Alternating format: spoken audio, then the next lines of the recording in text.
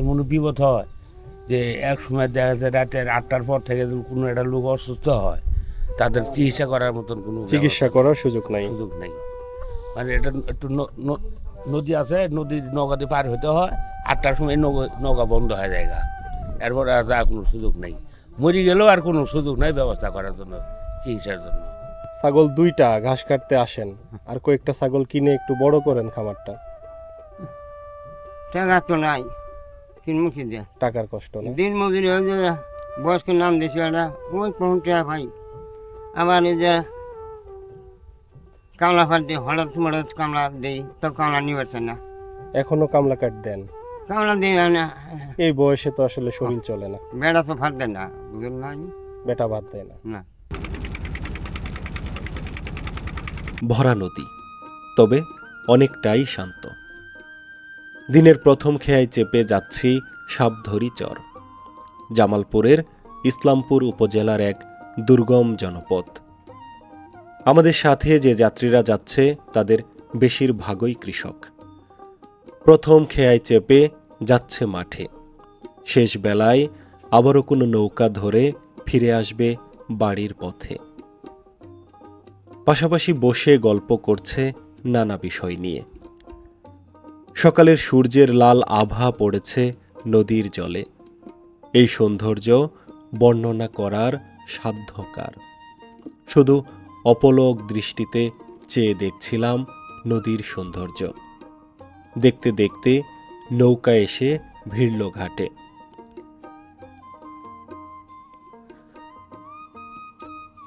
আমাদের সাথে যে যাত্রীরা এসেছে তারা একে একে নেমে যাচ্ছে নৌকা থেকে। এদিকে নদীতে পানি কমেছে, তাই তো ঘাট আবারও নতুন করে প্রস্তুত করতে হচ্ছে। আমরাও নেমে গেলাম নৌকা থেকে। নৌকা থেকে নেমে প্রথম যখন তীরে পা রাখলাম তখন চোখে পড়ল 2 ভাই হেঁটে চলছে চরের পথে। এই সেই মিষ্টি আলু। আমরা যে আলুগুলো আসলে কিনে খাই, সেই আলুগুলো চাষ হয় এই চরের জমিতে। কৃষক চাচা আলু উঠাচ্ছে, আমরা পাশে বসে দেখছিলাম তার কাজের দৃশ্য। এই যে লাল আলুগুলো, এগুলোর নাম মিষ্টি আলু। খেতে অত্যন্ত মিষ্টি এই আলু, সেই সাথে রয়েছে পুষ্টিগুণ। জ্যৈষ্ঠের শেষের দিকে বর্তমানে গ্রাম বাংলায় বিরাজ করছে তীব্র তাপদাহ। তার মাঝে আমরা এসেছি এক দুর্গম চরে। বাড়ি দিয়েছি যমুনা নদী। কিছুদিন আগে যে নদী ছিল শুকনো, সে নদীতে এখন অথই জলরাশি। সেই জলরাশি পেরিয়ে আমরা যাচ্ছি দুর্গম চরে। গ্রামীণ মেঠুপথ, সেই মেঠুপথ দিয়ে হেঁটে হেঁটে যাব চরের বসতিতে। কত সুন্দর আমাদের গ্রাম বাংলা, কত সুন্দর তার প্রাকৃতিক রূপ বৈচিত্র্য। একপাশে যমুনা নদী, তার ঠিক পাশে যে মেঠু পথ, সেই মেঠু পথের দুধারে সারি সারি কলা গাছ। তীব্র তাপদাহে যেন একটুখানি শান্তি দিচ্ছে এই কলা গাছগুলো। দুর্গম এই চরাঞ্চলে নেই খুব বেশি গাছের অস্তিত্ব, তবুও এই চরে এসে রাস্তার দুধারে যে কলা গাছ দেখতে পাচ্ছি, সেটি নিশ্চয়ই আমাদের মনকে প্রশান্ত করছে। এপাশে দিগন্ত জোড়া মাঠ, আর ঠিক আমার পেছনটাই যমুনা নদী। তার মাঝখানের যে মেঠু পথ, সেই মেঠু পথ ধরে যাব দুর্গম এক গ্রামে। নদী ভাঙন কবলিত মানুষেরা যেখানে বসতি গড়েছে আরও 3 বছর আগে। সেই মানুষদের জীবন, মানুষদের দুঃখ কষ্ট আর সুন্দর প্রকৃতির মাঝে বসবাস, সব কিছু তুলে ধরার চেষ্টা করব আজকের এই ভিডিওতে। নদীর বুকে ছোট্ট একটি চর। সেই চরের বুক চিরে চলে গেছে সরু এক মেঠো পথ। সেই পথের ধারে দাঁড়িয়ে আছে কয়েকটি সাদা মাটা কুড়ে ঘর, টিনের ছাউনি, বাঁশের বেড়া আর উঠানে ছড়িয়ে থাকা গ্রামের সহজ সরল জীবন। দূর থেকে দেখলে মনে হয় প্রকৃতির আঁকা কোনো শান্ত ছবির মধ্যে দাঁড়িয়ে আছে বাড়িগুলো। এত সুন্দর ঘর, এত সবুজ নির্মল পরিবেশ, আর ঘরের ঠিক পাশে দিগন্ত জোড়া মাঠ। সব কিছু মিলিয়ে অনবদ্য এক প্রকৃতি, যা দেখলে মনে হয় থেকে যায় এখানে। রাস্তার পাশে ছাগল বাঁধা, পারিবারিক ছোট্ট খামার। চরের প্রায় প্রতিটি পরিবারেই রয়েছে গরু, বাছুর, এমনকি নানা ধরনের গবাদি পশু। ঠিক তেমনই আমরা যে বাড়িতে এখন আছি তার পাশে বাঁধা বেশ কয়েকটি ছাগল। দেশীয় পদ্ধতির এই ছাগল পালন চরের মানুষ করে আসছে বহু বছর থেকে। তার ব্যতিক্রম নয় এই চরেও। প্রতিটি পরিবারেই রয়েছে গবাদি পশু, কারণ কৃষিকাজের পাশাপাশি গবাদি পশু পালন চরের মানুষের অর্থনীতির বড় যোগানদাতা। আমরা আজ চরে এসেছি একটু সকাল সকাল। চরে এখন চলছে রান্না বান্না। এই যে চাচি নদী থেকে ধরে আনা ছোট মাছ রান্না করছে তার ছোট্ট রান্নাঘরে। পাশেই মাছ ধরার ফান্তি জাল। এই জাল দিয়েই কাকা ধরেছে দেশীয় ছোট মাছ। সেই তাজা মাছ এখন রান্না হচ্ছে। কাকা, এটা কি সকালের রান্না নাকি? জি জি, সকালে আট নিয়ে দিস। আচ্ছা, দুর্গম এক চরের বাড়ি, চলছে সকালের রান্না। সকাল, দুপুর, রাত চলবে এক রান্না দিয়ে। এখানে গরম ভাত, সাথে রান্না হচ্ছে মাংস। দুর্গম এই চরাঞ্চলের মানুষের 3 বেলা বসে রান্না করার খুব একটা সময় নেই, কারণ যেতে হবে মাঠে, করতে হবে বিভিন্ন ধরনের কাজ। চাচা কি নিজে রান্না করলেন? জি। একাই রান্না বান্না করেন? জি, চাচি কোথায় থাকে? ওরা ইসলাম উঠা ওপারে থাকে। হ্যাঁ। তার মানে বাড়ির রান্না বান্না সব আপনি? আমারই চাচি আসে না এখানে? আসে যে কাল গেছে, কালকে যেটা খড়ি চলে গেছে হ্যাঁ। ইসলাম উঠা গ্যাসের দাম বেশি বুঝে না। হ্যাঁ হ্যাঁ হ্যাঁ। এই ভুট্টা খড়ি এলে ছিলাম ওই ঘর ছুঁয়ে ওরা কাল গেছে। আচ্ছা, আবার আসবে দরকার হলে। আসো, খবর দিলে আসো, কামলা ভাত নিলে না আসো হ্যাঁ। নাই গো। আচ্ছা আচ্ছা, তার মানে এই বাড়িতে আপনি বেশিরভাগ সময় একাই আমি থাকেন। আগে থাকি। হ্যাঁ গরু বাছুর তো আছে? হ্যাঁ, গরু আছে। গরু বাছুর কি চুরিধারির ভয় তো নাই? আছে, বন্যা এলে হলো চুরি হয়। আমি থাই না, আমি আবার করে জায়গায় ইসলাম জায়গায় হ্যাঁ। আর কমের সময় হয় সঙ্গে আসি গরু নিয়ে তার মানে যদি বড় বন্যা হয় আপনি আর এখানে থাকি থাকবেন না না? জায়গায়। আচ্ছা আচ্ছা, বন্যায় ডাকাতির ভয় থাকে। জি। আসসালামু আলাইকুম। কাকা কি এখানেই কাজ করবেন না? আলু উঠাইতেছেন? কি আলু লাগাইছেন এটা? এটা কি মিষ্টি আলু? কাকা, আমরা যখন চরের মাঠে প্রান্তরে ঘুরছিলাম তখন লক্ষ্য করলাম এ পাশে এক চাচা কোদাল নিয়ে কিছু একটা করছে। যখন কাছে এলাম তখন দেখতে পেলাম সে আসলে আলু উঠাচ্ছে এই মাঠ থেকে। কাকা, কতটুকু জায়গা লাগাইছেন? 5 কাঠা। নিজের জমি? না কট নিছেন? না বাহুরা আদি আদি নিছেন? আচ্ছা আচ্ছা। এই যে আলুটা তাহলে যার কাছ থেকে নিছেন তাকে কতটুকু দিতে হবে? হ্যাঁ। যার জমি তাকে আলু কতটুকু দেওয়া হবে? 4/1 ভাগ।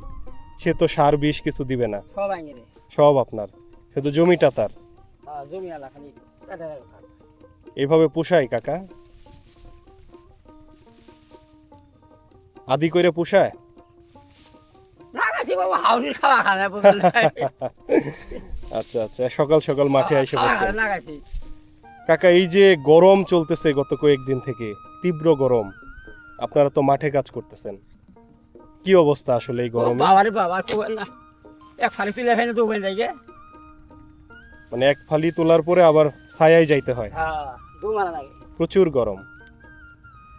সত্যি তো, বাবারে। আমরা যেখানে ঘরে ফ্যানের নিচে টিকতে পারি না, হ্যাঁ। সেখানে এই কৃষকেরা তপ্ত দুপুরে রোদে কাজ করে। সেই অসহনীয় গরমে আসলে কিভাবে কাজ করে সেটি জিজ্ঞেস করছিলাম এই চাচাকে। সে যেটি বলছিল, একটুখানি কাজ করার পর দৌড় দিয়ে যেতে হয় ছায়ার নিচে, জীবন তো বাঁচাতে হবে। কাকা, আলু তাইলে ভালো হয়েছে না? ওই যে মোটামুটি মোটামুটি হয়েছে না? এই সেই মিষ্টি আলু। আমরা যে আলুগুলো আসলে কিনে খাই সেই আলুগুলো চাষ হয় এই চরের জমিতে। কৃষক চাচা আলু উঠাচ্ছে, আমরা পাশে বসে দেখছিলাম তার কাজের দৃশ্য।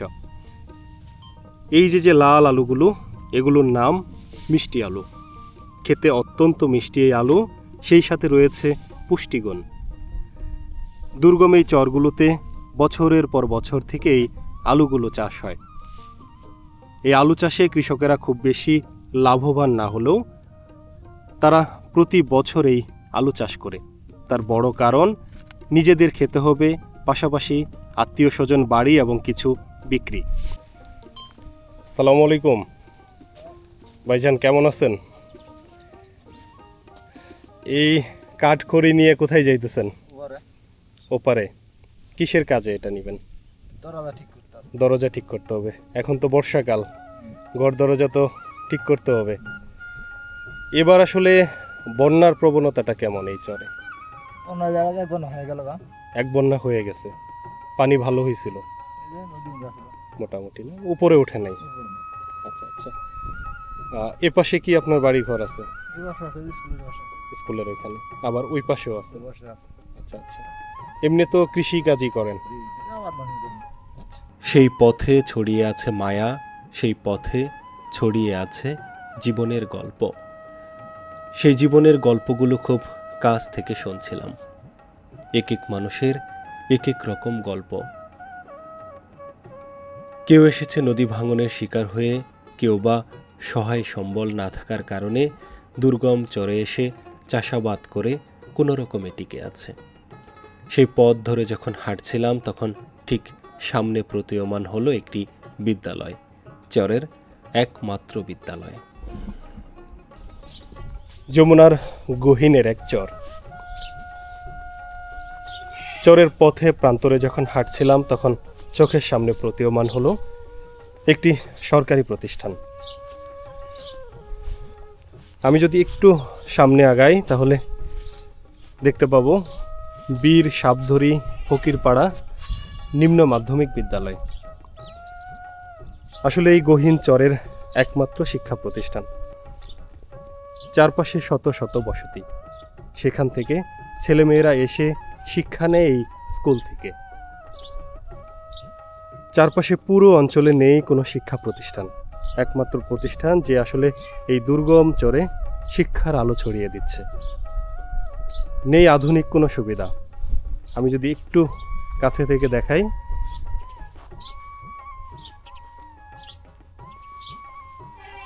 খুব বেশি শ্রেণীকক্ষ নেই, যার কারণে একই শ্রেণীতে দুটি করে ক্লাস পরিচালনা করতে হচ্ছে। অফিস কক্ষ একদমই জরাজীর্ণ। দেখুন, চাইলেই হয়তো একজন প্রবেশ করতে পারবে এই স্কুলে। দুর্গম এই চরাঞ্চলে আসলে নেই খুব বেশি নাগরিক সুবিধা। যেখানে শহরের স্কুলগুলো চাকচিক্যে ভরপুর, সেখানে দুর্গম চরাঞ্চলের এই স্কুলগুলো অবহেলায় অযত্নে রয়েছে। চরের একমাত্র শিক্ষা প্রতিষ্ঠান। পাশেই একটি নিম্ন মাধ্যমিক বিদ্যালয় প্রতিষ্ঠা করা হয়েছে, যেটি এখনও শ্রেণী কার্যক্রম পরিচালিত হয়নি। আমি যদি একটু কাছ থেকে দেখাই, বীর সাবধরী ফজিলা গফফার সরকারি প্রাথমিক বিদ্যালয়। 1990 সালে প্রতিষ্ঠিত এই স্কুল এই চরের একমাত্র স্কুল। আমি যদি এই স্কুলের একটু ইতিহাসটা শুনি, আপনি তো স্থানীয় বাসিন্দা, স্কুলের পাশেই বাড়ি। এই স্কুলটা তো একসময় পাকা ভবন ছিল, আপনি যেটা বলছিলেন, ভাঙতে ভাঙতে আজকে এইখানে আসছে। আনুমানিক কতগুলা ভাঙন দিছে? 5টার মতো। আচ্ছা, পাশে এক চাচা বলছিল 5টার মতো ভাঙন। দেখুন, আসলে দুর্গম চরগুলোতে শুধু বাড়িঘর যে ভাঙে সেটিই না, এর পাশাপাশি বিভিন্ন প্রতিষ্ঠান, যেমন শিক্ষা প্রতিষ্ঠান, ইউনিয়ন স্বাস্থ্যকেন্দ্র, ইউনিয়ন পরিষদ, এগুলো আসলে ভেঙে যায়। এই দুর্গম চরাঞ্চলের ক্ষেত্রে সেটিও হয়েছে। এই স্কুলটি বিভিন্ন জায়গায় স্থানান্তরিত হতে হতে এই চরে এসে সর্বশেষ আশ্রয় নিয়েছে। আশ্রয় বললাম এজন্য, কারণ চরের এই মানুষেরাও নদী ভাঙনের কবলে পড়ে বিভিন্ন জায়গায় যেমন আশ্রয় নেয়, ঠিক তেমনই স্কুলটিও। আবারও তো কখনো যদি নদী ভাঙে, আবার ভেঙে যাবে। আসলে এই যে ভাঙাগড়ার মধ্যে আছেন, তারপরেও আসলে চরে কেমন জীবনযাপন করতেছেন? আমরাও যেন বিদ্যুৎ নাই বা কোনো আমাদের মানে এমন বিপদ হয় যে এক সময় দেখা যায় রাতের 8টার পর থেকে যদি কোনো একটা লোক অসুস্থ হয় তাদের চিকিৎসা করার মতন কোনো চিকিৎসা ব্যবস্থা করার সুযোগ নাই। সুযোগ নেই। মানে এটা একটু নদী আছে, নদীর নৌকা দিয়ে পার হতে হয়, 8টার সময় নৌকা বন্ধ হয়ে যায় এরপর আর যাওয়ার কোনো সুযোগ নেই। মরে গেলেও আর কোনো সুযোগ নাই ব্যবস্থা করার জন্য, চিকিৎসার জন্য। সাবধরি চর সত্যি ছবির মতো সুন্দর এক জনপদ। এই চরে আসতে হলে আপনাকে প্রথমে আসতে হবে জামালপুর জেলার ইসলামপুর উপজেলার উলিয়া বাজার খেয়াঘাটে। সেই ঘাট থেকে প্রতি 1 ঘন্টা পরপর নৌকা ছেড়ে আসে এই সাবধরি চরের উদ্দেশ্যে। নৌকাপথে সময় লাগে 10 থেকে 15 মিনিট। অল্প সময়ের মধ্যে পৌঁছা যায় সেই সুন্দর চরে। আমরা যখন সাবধরি চরের ঘরবাড়ি পেরিয়ে সামনে এগোলাম, তখন চোখের সামনে প্রতীয়মান হলো সুন্দর একটি বিলের। এ যেন নদীর মধ্যে আরও একটি নদী। মাথার উপর ঘন কালো মেঘ, নিচে নীলাভ জলরাশি। এই মুহূর্তে আমি যে জায়গাটিতে দাঁড়িয়ে আছি তার নাম ফকিরপাড়া বিল। চরের সুন্দর একটি জায়গা। আমরা কত জায়গায় ঘুরি, কত জায়গায় যাই, কিন্তু গহীন চরের ভেতরেও যে আরো একটি সুন্দর খাল থাকতে পারে সেটি আসলে আমাদের কল্পনায় কখনো ছিল না। দুর্গম এই চরাঞ্চলে এসে ঠিক তেমনই একটি খাল চোখের সামনে দেখতে পাচ্ছি। দেখুন কত সুন্দর জলরাশি, উপরে মেঘ আর নিচে এই সুন্দর জলরাশি দেখতে কতই না সুন্দর লাগছে।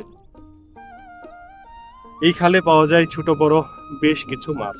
আমরা কিছুক্ষণ আগে যে চাচার বাড়িতে গিয়েছিলাম সেখানে যে ছোট মাছগুলো দেখলাম সেগুলো আসলে এই নদী থেকে ধরা।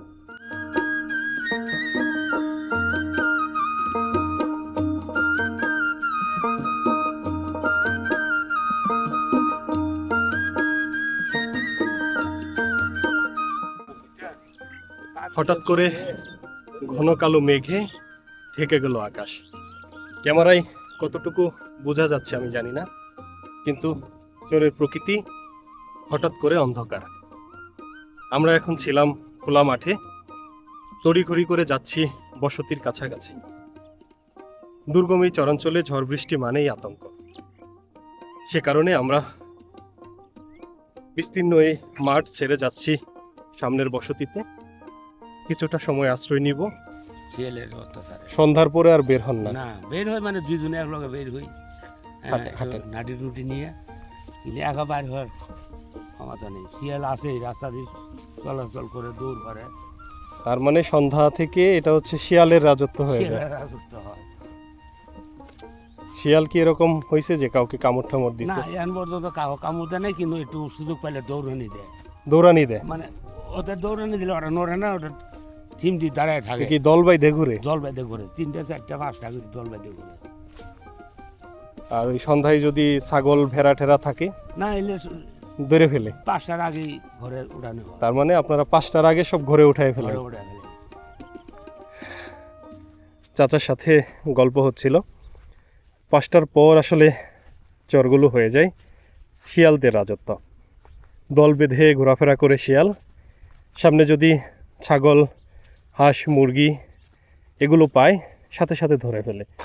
যার কারণে চরবাসীরা সন্ধ্যার আগে আগে গবাদি পশুগুলো ঘরে তোলে।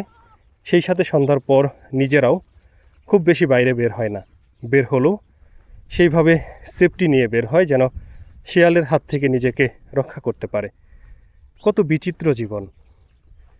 একদিকে প্রাকৃতিক দুর্যোগ, একদিকে অভাব অনটন, সেই সাথে নতুন করে যোগ হয়েছে শিয়াল আতঙ্ক। যদিও সব চরের কথা, সব চরের পরিবেশ একরকম না, তবে আমরা এখন যে চরে আছি সেই চরে শুনছিলাম এমনই একটি ভিন্ন গল্প।